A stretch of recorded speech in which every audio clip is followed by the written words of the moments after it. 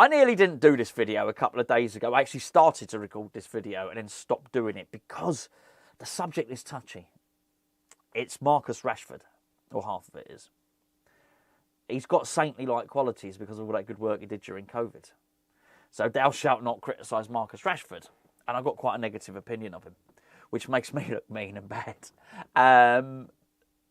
But I can only be honest. I can only be honest here. I love what he did during COVID for basically getting young, hungry, malnourished children, forcing the government to feed them. I think is a really, really good thing. I think the way he supported food banks, I think, are really important. Dear to my heart. Twice during the last 15 years, I've had to use food banks myself. So I understand their importance. Hammers Chat, we continue to support Irons supporting food banks. In fact, John, who's really, really made Irons supporting food banks as big as it is. I know John very well. I used to share a season ticket with John. There you go. But you didn't know that. So, you know, I've got every respect for what Rashford tried to do. And what he did do. Not tried to do, what he did do. So I just want to completely separate that from my opinion of him, not just as a footballer, but as a person. Not everything is always cut and dried. You can do some good things, but then do some crappy things as well. And I think it would be a very, very bad signing for West Ham. Why am I talking about this? Was because West Ham want to sign a top-class centre-forward. Remove for a second whether you think Marcus Rashford is a top-class centre-forward or even a centre-forward. We've been linked with him. Him and Evan Ferguson seem to be the two main ones. If you're a little bit behind on the story, West Ham are going to look to try and generate funds. Probably Kudus is going to be sold, and we're going to use that money to spend on a top-class striker. We discussed it over the last couple of days when we discussed about Kudus, when we discussed about Fulkrug, but I just want to now sort of look ahead to who we might be targeting. And these two seem the most likely candidates. Evan Ferguson, Marcus Rashford. Marcus Rashford, I think when he started coming through, I thought he was absolutely brilliant. And he is still capable of moments of brilliance.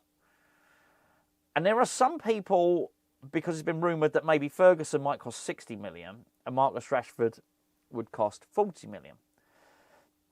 And I've heard some people say, 40 million, Marcus Rashford, it's a no-brainer.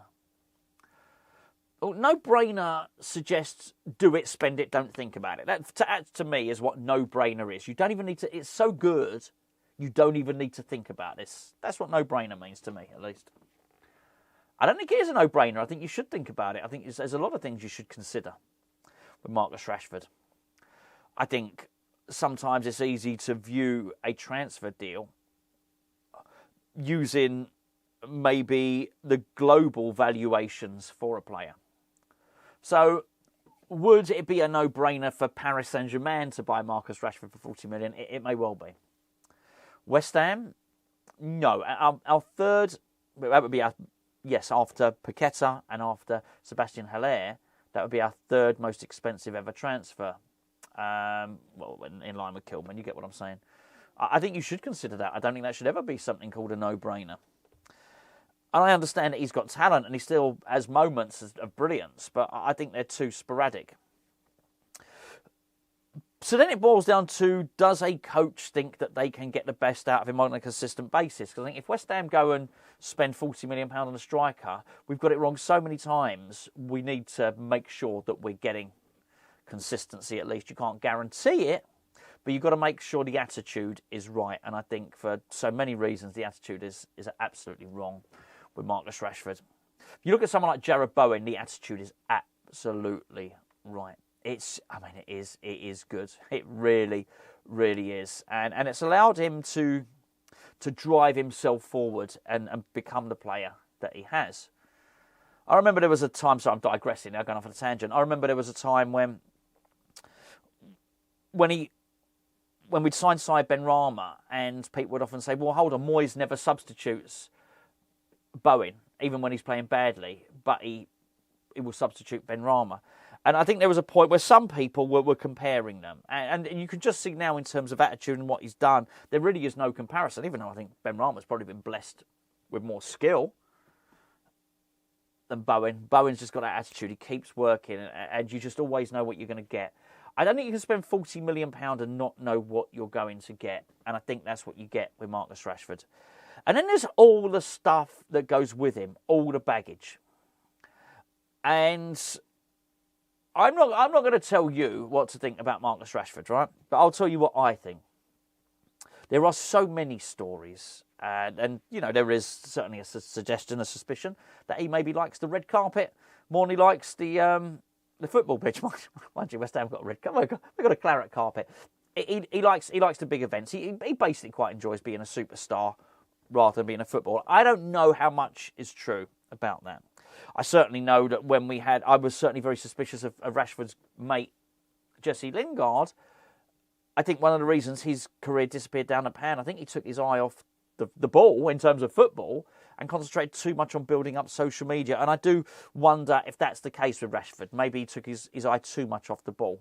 Maybe it was just doing that good work and then, I don't know, maybe becomes something other than a footballer. But there was a point during his career, certainly early on, when people were saying, oh, maybe he's as good as Kylian Mbappe. Or maybe not quite as good, but maybe the English version of Kylian Mbappe. But he's nowhere near. I mean, at this moment in time, for me, in my mind, he's closer to being Dele Alli than Kylian Mbappe. And what I mean by that is somebody who's going to sort of fritter a David Bentley, if you want, somebody who's going to just not make the most of his career, not fulfil his potential. There's been lots of those, by the way. Then you've got the off the pitch stuff, and it ain't good. The stories ain't good. You can do your own research on them if you don't know them already. I'll tell you something I saw the other day, and I hated it. I absolutely hated it. If you're a patron, if you're a Hammer Chat patron, you'll have heard me discuss this at the time. Can't remember where it is. Maybe if someone's got the link to the video, then post it maybe somewhere in the chat if you've got it. If I can see that, then I'll pin the post to the top. Don't know what game it was. Manchester United game this season. You had the kit guy was there, or maybe it was a guy that holds the drinks bottles. I don't know. I will call him the kit guy. Marcus Rashford had come to the side of the pitch, I think, to do something. Maybe it's to change his boots or whatever. At that point, the guy ran over with the drinks. You know, they have like the thing with the 6 drinks in it. I just think it's not the biggest clip you'll ever see in the world, but I think it tells you everything. Marcus Rashford took a drink, and then you'll never know what was said, but it would appear that the kit guy said to him, "Would you like me to take your gloves?" So Rashford sort of nodded or whatever.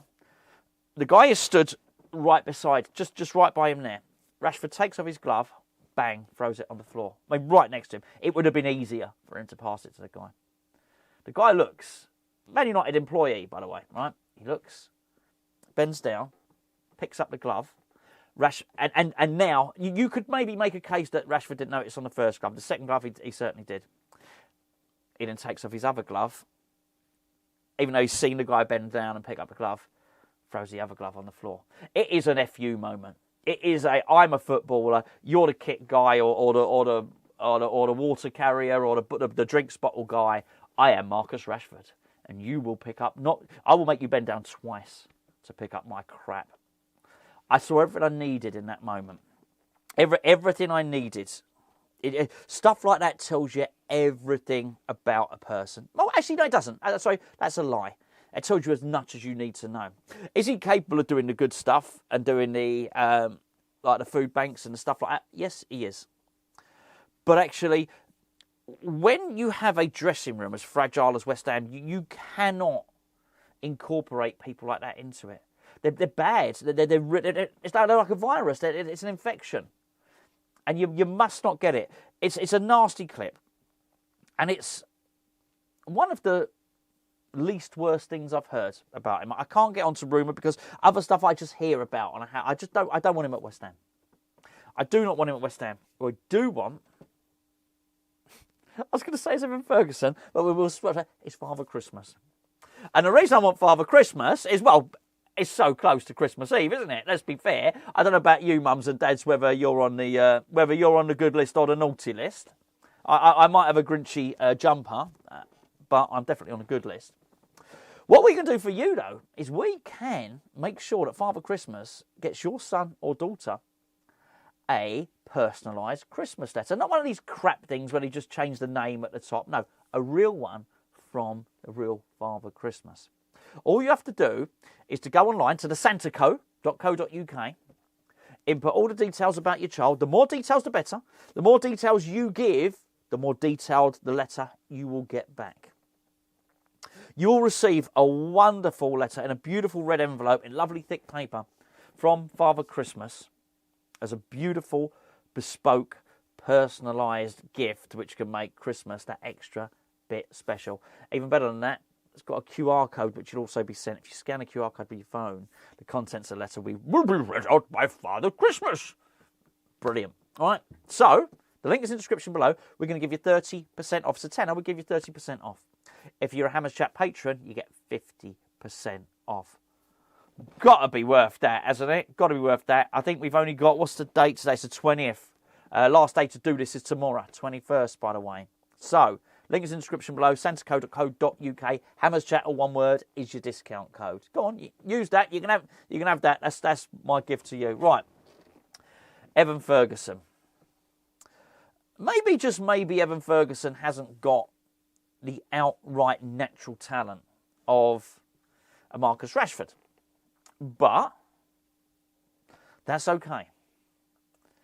You talk about Rashford. I say this quite often. Didn't you used to be the future? That would be harsh on Rashford because he has achieved stuff. He's won trophies in his career. I didn't mean to compare his career to Dele Alli because there's no comparison. Rashford's has been far, far better. The comparison was somebody who looked like he'd have the world at his feet and the career is slipping away. I do think that sometimes opportunities present themselves with footballers, obviously. And this may well be the right time to get rid of Evan Ferguson. So what happened was to buy Evan Ferguson? We were linked with him back in November. He was apparently available on loan. Then Hersler, who is obviously the Brighton head coach, said in one of his press conferences, he's not for sale. We're not getting rid of him. We want to keep him. He's part of our plans. Hersler doesn't get to decide this stuff. Tony Bloom does. Hersler is just the head coach. And one thing that Brighton have proven is that they can and will sell players. There's another thing that they've proven is that they can possibly replace them with better ones. And this is really important. Brighton won't be viewing losing Evan Ferguson as a disaster. They'll be viewing it as an opportunity. They will already have identified a striker they think is better than him. Not only that, if they get 60 million for him, this new striker might cost 40 and then they put, £20 in the bank or whatever. I do believe he's for sale. I really do. I believe that the player wants to go, but I think he's got a good attitude, so he's not kicking up a massive fuss. He's not doing, funny enough, like a couple of West Ham players are doing at the moment and just releasing leaks to the press that they want out. I don't think Evan Ferguson's doing that. In many respects, I think I just view this a little bit differently. I think we need to do things differently at West Ham, and for that, I just wonder if this would be more of a Dean Ashton type signing. I know the money's different, but that was a long time ago. Dean Ashton signed 2004, so I don't know, whatever. Long time ago, though, wasn't it? Crikey, can't be, can it? 20? Was it 20 years? It can't be. It can't be. Maybe it is. Oh wow, I feel old. But he was a young, upcoming striker. Dean Ashton was absolutely brilliant. We signed him from Norwich, but when he came through at Crewe, he was brilliant. Been lucky enough. Funny enough, we got a really lovely Dean Ashton interview. What a great guy he was to speak with. We've got that on our Patreon. By joining Patreon, by the way, you can go back and retrospectively watch all our old videos. So yeah, if you want to go and try it, we've got a free trial on Patreon. If you want Patreon, you can use Patreon as a. Do you know what? It wasn't meant to be a patron advert, this, but. If you want to go and get Patreon for somebody else as a Christmas present, go and check that out, by the way. I just wonder if Evan Ferguson could be more of a Dean Ashton type player. I think we've got to get away from these. Again, I'm constantly checking myself with what I say about Rashford. I wanted to call him yesterday's man. I thought, oh no, you can't say that, and I've said it now. He's not a has-been or anything like that, but there's too much risk involved. There's risk involved in any transfer, of course. But I know one is 40 million, one's 60 million. Look, I'm not sure we get £100 million from Mohamed Kudus. But if we do, then we can certainly afford 60 million. But even if not, even if that's what we're going to do, we're going to go and spend it on a striker, and it may well be someone else. I think there's far less risk in buying Evan Ferguson at 60 million than there is for the Flamengo striker or whoever it is, the Corinthian striker for £30 million.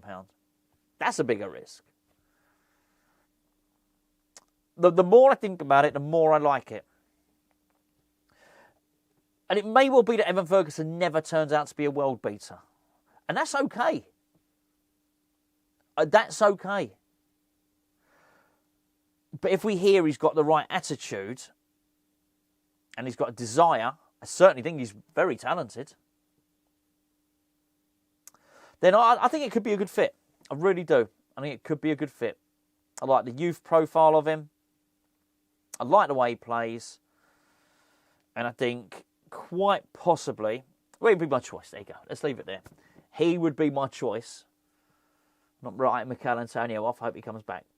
I really do. I hope Mikel Antonio comes back and he gets his 1 year. I hope the club extends his contract by 1 year. But in terms of his long-term successor, I'd like Evan Ferguson.